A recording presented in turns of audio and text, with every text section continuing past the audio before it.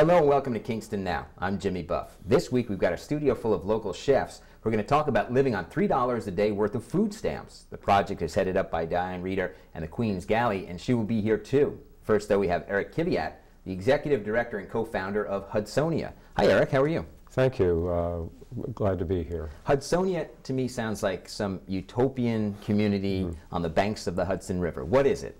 Well, we're a nonprofit research institute in the environmental sciences, and we do research and we provide information and educate folks who are making environmental decisions about land use planning and conservation in the Hudson Valley and throughout the northeastern states. And how long has Hudsonia been in operation? 31 years this month. 31 years? And you're a co-founder, so you've been with it the entire time? Yes, I have. It seems like a long time. What is your background, Erik? Well, I'm a field biologist and naturalist. I've been studying plants and animals and their environment for many years, since I was a child, actually. And that gradually transitioned into the professional work that I do now, running a nonprofit institute and doing research and supervising research and educational activities in our region to help people make environmental decisions that will hold up better in the long term. Now, I visited you at Hudsonia at the, it's on a campus of Bard College on the banks of the Hudson River. Right. It's an extraordinary location. Has it always been there? We have almost been, almost always been at the Bard College Field Station, which was originally built in 1972. We have at certain times had a second office in Red Hook or Rhinebeck, but basically we've focused our activities at the field station. It's a great location. It's a nice place to work. We have the chance to interact informally with the faculty and students at the college, which has a lot of mutual benefit. So the field station predates Hudsonia by almost 10 years. That's correct. What was its original purpose? The field station is a facility that was built to support field science activities, education and research in the field sciences. And there are field stations all over the world. Not all of them are in such a nice spot, but people like me and my colleagues work in these locations and study plants and animals and their habitats and the relationship between people and the environment. And we produce information that's used by scientists and environmental planners and policymakers. Like the habitat maps that you've been making for towns in Dutchess and Ulster and other places too. Right. Tell me about those maps. Well, we just finished a project for the town of Woodstock, and we're about to finish one for the town of Clinton in Dutchess County. And these are year-and-a-half approximately projects where we work with very detailed aerial photography and a lot of field checking, and create a map of 30 or 40 different kinds of habitats, such as conifer forests, hardwood forests, different kinds of wetlands, meadows, marble knolls, developed areas, and also a report that describes the typical kinds of plants and animals in each habitat, the rare species of conservation concern that may be in each type of habitat, and what a town or a landowner can do in order to identify and protect that biological diversity that may be within their purview. So a town or a municipality will commission one of these in order to have a better informed view of the land use for that particular area? In essence, yes. These maps are used for land use planning. They're used for the management of private property as well as public property. They're used for comprehensive plan revision, zoning, sometimes. To the extent that, and in the way that each community wants to conserve its own resources in keeping with the values of that particular community. And how long does it take to make a habitat map, and how is it made? I mean, you actually have to put people on the ground to walk through the area, right? Yes. These projects take about a year-and-a-half, a little more, a little less. Woodstock, I think we worked on for 2 years. It's a big town. It has a lot of physiographic relief up and down the mountains, so it's, there's a lot of hiking involved. We start with information that's publicly available in computerized form on roads and wetlands and soils, for example. We put those into a geographic information system, a GIS, and then we take stereoscopic aerial photographs, which are overlapping photographs that you can view through a stereo viewer, which is similar to 3D glasses, but much higher tech. And that allows us to see the landscape in 3D and to identify, for example, older forests with larger trees compared to younger forests with small trees. So we then map those habitats actually on the screen, actually digitize the boundaries on the screen of the computer, and then we go out and check in the field wherever we can get landowner permission or where we have access via public property to roughly half of the actual habitat units that we've mapped.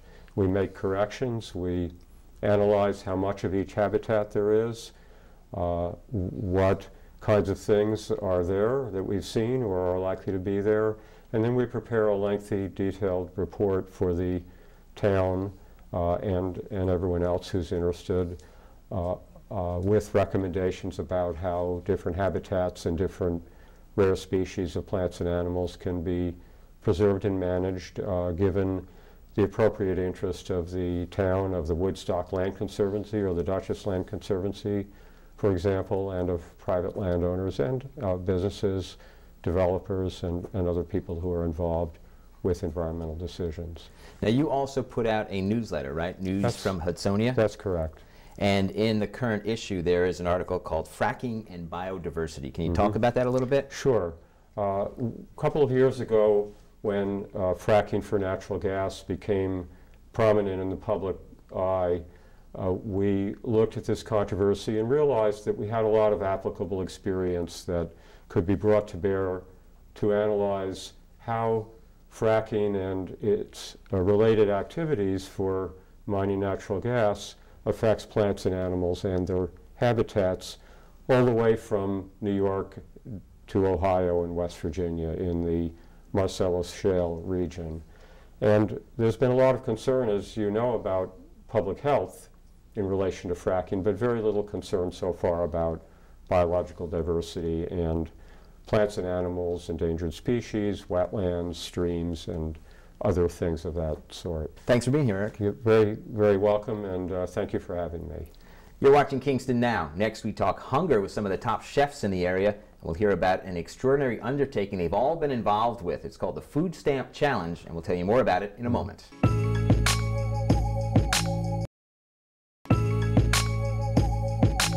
Welcome back to Kingston Now. Joining us is Diane Reeder, the president and CEO of the Queen's Galley, a food pantry here in Kingston, and Rick Orlando, chef and owner of New World Home Cooking in Saugerties. Welcome to the show, folks. Thanks. Diane, the Queen's Galley is celebrating its 10th anniversary? Yep, 2013. Well, the organization will have been around for 10 years. The soup kitchen's only been around since 2006.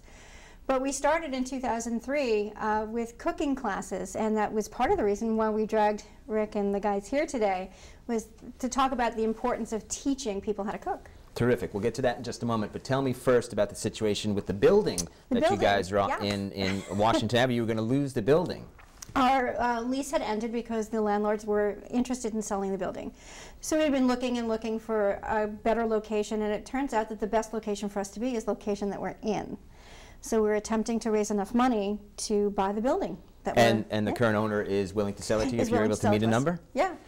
So it's $650,000 for the property on which we're in now. So we need how are you going about raising money for that? Before I leave here today, I'm asking you for a check.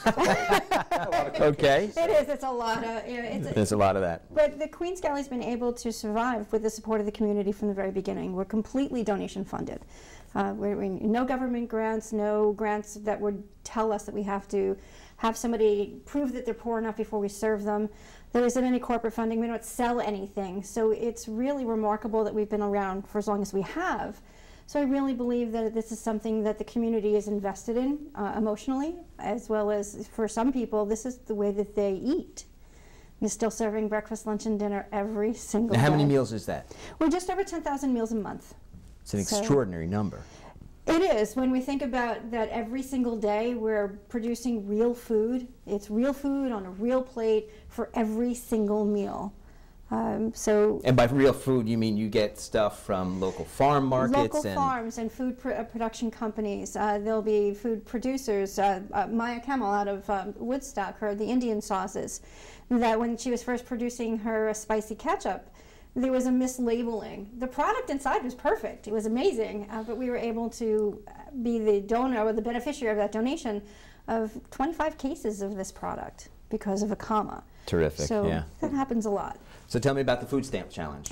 Food stamp challenge. Okay, so recently Mario Batali had taken the food stamp challenge where he, as a chef, never heard of that guy. Where the food stamp challenge is encouraging people to walk in the footsteps of somebody who lives that every single day. Basically, the budget is $1 per person per meal. That includes your beverages, your snacks, your condiments, spices, everything. And that's literally what it works out to if you're on food stamps? Mm-hmm. So you do this for about a week. I mean, what I wanted the chefs to do was to try and do this and then to take notes and talk about it, here with you and then with other people, because I think from our perspective, when we know how to cook, it makes a world of difference. And we'll find out. Well, Rick, for you as a chef and owner of a restaurant, food is almost a luxury to the people who come to the restaurant, right? Well, it's a luxury. I think, there's a difference between eating for nourishment and eating for a connection. And restaurants have always been, throughout history, part of a social connection. It's not just, you're not eating, if you're eating just for sustenance, why would you eat in a restaurant? You're eating for the social experience, for being around other people. Even if you're alone going into a crowded restaurant, you have a social experience. But when you're eating for sustenance, it's very different. But learning how to cook is one of the most important things that's missing from our education program. Home ec and those classes that have been taken away and cut are crucial, because if you learn basic cooking skills, you can eat well and healthy very inexpensively. But if you don't, you have to rely on processed food, which is not only bad for you, doesn't only drive up healthcare costs, but it also costs a lot more. I've done lots of examples where you can make, with one beautiful fresh chicken and some vegetables and maybe a bag of rice, you can make 3 to 4 meals. Your cookbook. For your family. You have that in your book. It's in my book. People say, well, organic food is very expensive. And I say, well, a $10 organic chicken, 3.5-pound chicken makes broth, it makes innards, it makes a pasta, it makes roasted legs, it makes breast meat, it makes soup. I mean, there's so many things. And being a third-generation Italian, remembering my grandparents, my grandmother raised 13 kids, and dinner was often some chicken bones and a broth with a head of cabbage and a loaf of bread, but it was always fabulous because that's what we do. It was comfort food, right. And I think that there's a generational challenge for us is to get the young kids who've grown up on processed food to learn to appreciate the nourishing traditions of their heritage. And whether you're, whatever ethnicity you are, your heritage, you go back 2 or 3 generations and food was in a pot. It was one-pot meals, whether it was cabbage and kielbasa, whether it was collard greens and a ham hock, whether it was a fish head with rice. Those dishes are what the peasants ate. They grew up strong, they weren't very allergic, and they turned out to be pretty smart. So and they also found out how to make them tasty. Yeah, exactly. Yeah. Yeah, and I think that you combine those kind of basic skills with a little education of what food is, of what you talk about farmers markets. I mean, you can shop at a farmer's market and spend a lot of money, or you can be a beneficiary of the end of the day farmer's market. A lot of times at the end of the day there's leftovers, there's stuff that's bruised. Even if you go into Adams, they'll have the rack of the bruised vegetables. When I see that, I think stew. I think veggie chili, I think soup. I cook that stuff, So there's so many aspects that the public that is benefiting from these programs would do much better from if they understood how to make food and their heritage, that we would be in a much better place. Well, as always, well said, Rick. Thanks for coming on the show today. We're going to meet a couple of your fellow chefs in the area to hear about their experience with the Food Stamp Challenge when we come back. Great. This is Kingston Now, and next we're going to be joined by Marcus Giuliano of Aroma Time Cafe and John Novi of the Depuy Canal House in High Falls. Stay tuned.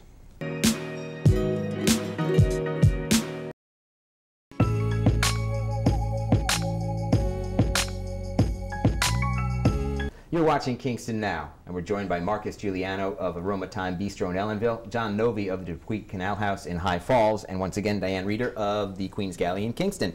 Now, Diane, when you were putting together the food stamp challenge and you wanted to get some chefs, how is it that you came upon these guys? I asked my favorite chefs of my favorite restaurants. There are places that I respect the way that they respect food, that when you go into any of the restaurants, you know, Rick's, Mark's, John's, you look at what's on the plate and you can see love on the plate, that the way that they have an uncanny grasp of flavor, color, texture, and the way food kind of dances with each other. It's really an amazing experience to go to any of their restaurants. So I thought, well, why not? Worst thing that can happen is they could say no. But you guys didn't say no. And Marcus, I'm going to ask you, when Diane suggested the idea of living on basically $3 a day of food, what was the first thought that went through your mind? You know, my mind started immediately rolling with the food that I would eat, and it was an exciting challenge. And as a chef, you know, a challenge is a challenge, and we all want to say, oh wow, we can do that. And of course, since owning a restaurant, I'm a numbers guy, you have to be. So immediately my mind just went in overload and said, of course, I'd be happy to do this. What was the experience like? The experience was great. I eat like this all the time anyway, though. That's the thing. And so well, describe like this. So for me, an average day is a lot of fruit, a salad, and maybe some beans or some rice, and maybe a fresh juice. I do lots of fruits and lots of veggies. And, you know, like when I'm out on the road, fast food to me is a 6-pack of bananas. You can walk into a grocery store and buy a 6-pack of bananas for $1.25, and I'm happy. So when you make a smoothie in the morning with 6, 7 bananas, some fresh fruit, you fill it with water, and you're on your way, that carries me for hours upon hours. And I'm a big runner. I love to run. So I carb up. I do an 80-10-10, which is 80% carbs, 10% fat, 10% protein. And when you're in that kind of ratio and you're eating those kind of foods, they're all inexpensive. You have to be creative. You can't go to the store and buy processed foods. It's about buying real food and then doing something with it. And John, same question. What was the experience like for you trying to live on $3 a day worth of food? Well, when Diane asked me, my first thought was, what's out there that can be had for free? Thinking for people, you know, on a day-to-day basis. And one of the things that came up, I know it's seasonal, but there's plenty of foods in the woods that we could utilize. But getting down to the more serious of where we're buying from a store, I didn't have that much time to shop and see what the prices are of various different foods. But it really is an easy process. You know, soup and salad, you know, basically that. But I thought it was a great challenge, and I'm happy to be a part of it.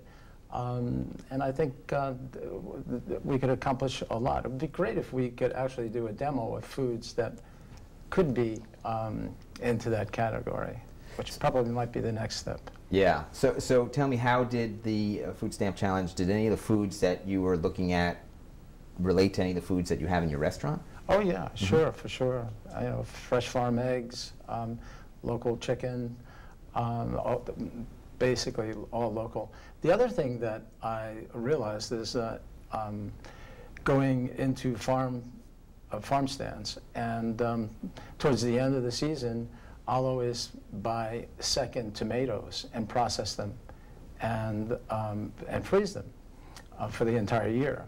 And I love yellow tomatoes, and so I've actually had farmers grow for me yellow tomatoes where I promised them I would buy a case a week, and that is now, that started years ago, but now it's in abundance. All the farms are growing yellow tomatoes, lots of them. But the farmers, I mean the farm stands, had a section in their refrigerator that are seconds, you know, peppers that they can't put out on the stand, and they could be bought relatively inexpensive. Marcus, tell me about the experience of relating people to food, because a lot of people don't have a relationship to food like someone who works with it on a daily basis. Right, they just have a relationship with opening a package. Or a relationship with eating. Yeah. With eating. And you know, cooking food is essential. But you know, see, the thing for me is, a lot of my meals are just simplistic meals. It's very simple. You know, some fruit, some veggies, You don't have to get elaborate, and a lot of people think you have to get elaborate. The one thing you do is you have to plan ahead of time. So if you do this challenge, or if you're on this program, it's impossible to go to the store for every single meal and buy. You need to buy a big bag of rice, a big bag of beans, and have that in your pantry at all times. You have to buy the thing of olive oil and have everything ready to go at your disposal.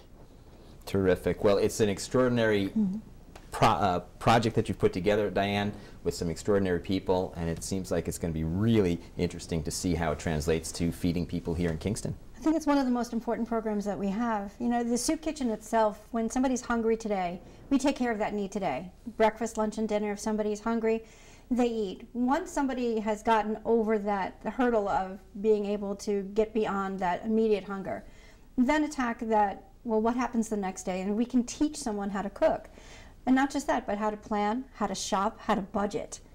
And it's one of the most important things that we do. And in theory, if we do it right, maybe the soup kitchen won't be nearly as busy. There won't be a reason to have a soup kitchen because we'll all be at home cooking real food, and cooking affordable food. Well, thank you all for coming today.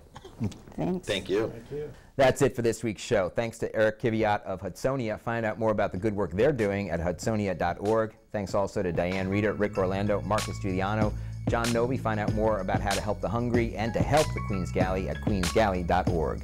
Remember, all of our previous shows are available on our YouTube channel. You can find that link on our Facebook page. For Kingston Now, I'm Jimmy Buff. We'll see you next time.